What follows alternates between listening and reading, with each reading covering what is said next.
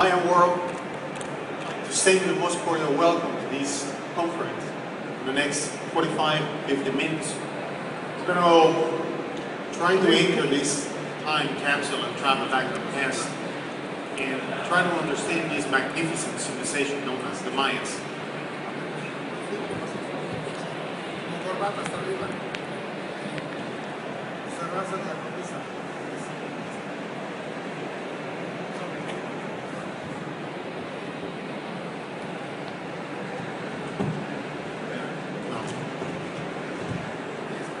Did it improve?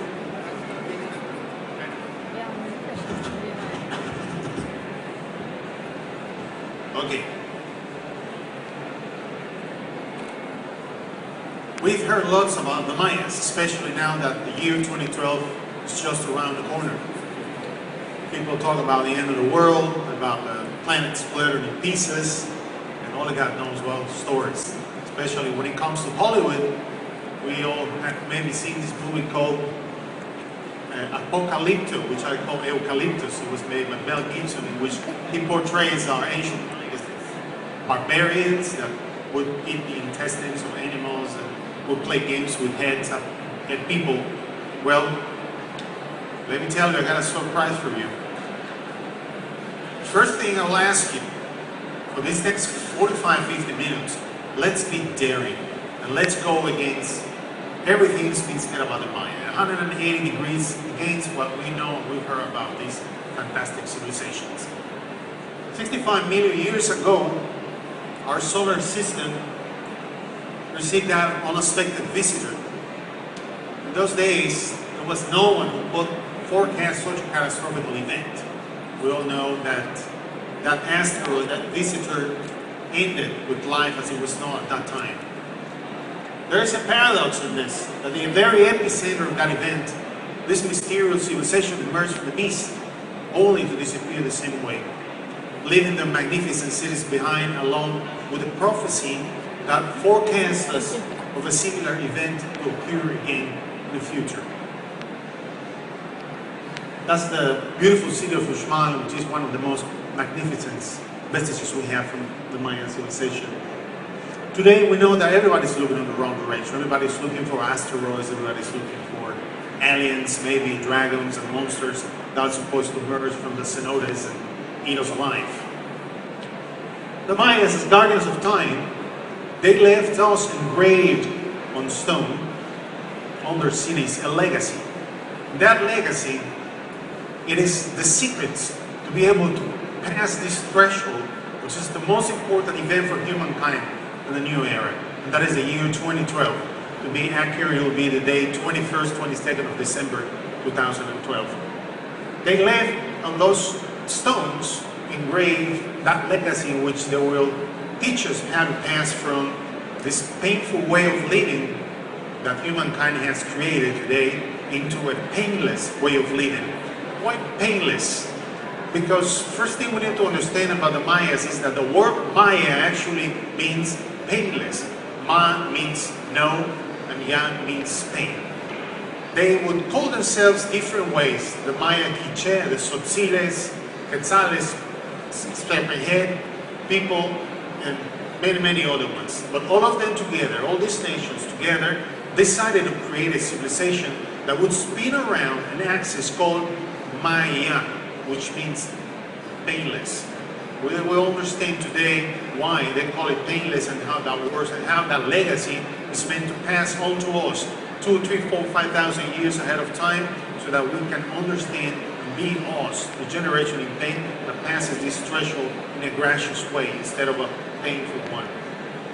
In order to understand a civilization, we first need to understand their constructions and what's the purpose behind it. We hear lots of stories from different scholars that the Mayan pyramids are nothing but the result of being built in the first foundation, the first plane, to run away from the water, and then the second plane to run away from serpents, and then again and again, and then all the way to the top to run away from mosquitoes. We know today that's baloney. That's not true. As you can see, there is an amazing resemblance with that way of building of the ancient Sumerians and the Chaldeans also. Thorough studies did investigations and research I've performed has proven that the ancient Mayan knowledge was shared with Semitic nations as the Sumerians. There's large amounts of proof of that, archaeological proof, but today is kind of too much to handle. But eventually the whole world will know, and the whole of the archaeological world is going to share that. Making a little bit of story, we're going to go back in history and realize that by the time the Spaniards arrived into this continent, the Arabs, the Moors had left, Jews had been converted to the Edict of Alejandro, and Christopher Columbus at that very same day had departed from Europe. At that very time, Europe was about the only place on planet Earth that thought that planet Earth was flat. So nobody wanted to climb on the boat, so they choose all the people who were in the death row, the prisons, so they could go jump on the boats and try to conquer the new world. That's the kind of people that actually arrived into this continent, into the Yucatan. This is a magnificent pool of Chichen. If you have opportunity, please visit us. It is an amazing place. It's awesome. By the time the Spaniards arrived, the Mayas have long gone. When they arrived to the cities, they would ask, how come all these beautiful, magnificent cities are abandoned? And they say, we don't know. The people that actually built it left 500 years ago. That's 1,000 years ago or time now. And that's the way the cities were abandoned. Light and sound. The first problem we face in order to understand the Mayan cosmogony is the fact that the Spaniards didn't have the will in that time to understand or try to interact with the ancient Mayas. Lack of will to understand and then created a theological problem.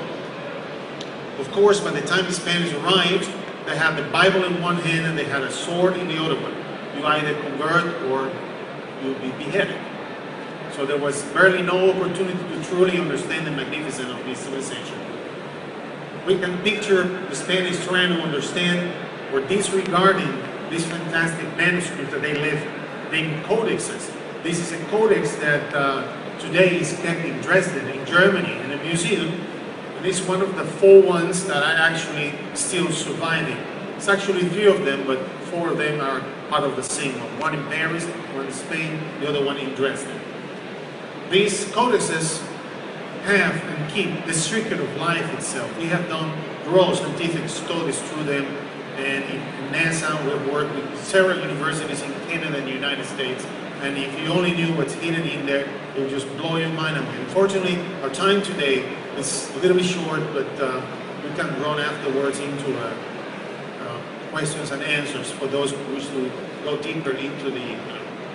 You have all heard about the Mayans having a ball game in which they said that whoever won was to be beheaded to keep the gods happy. I don't know if you heard about it, but that's one of those stories that around.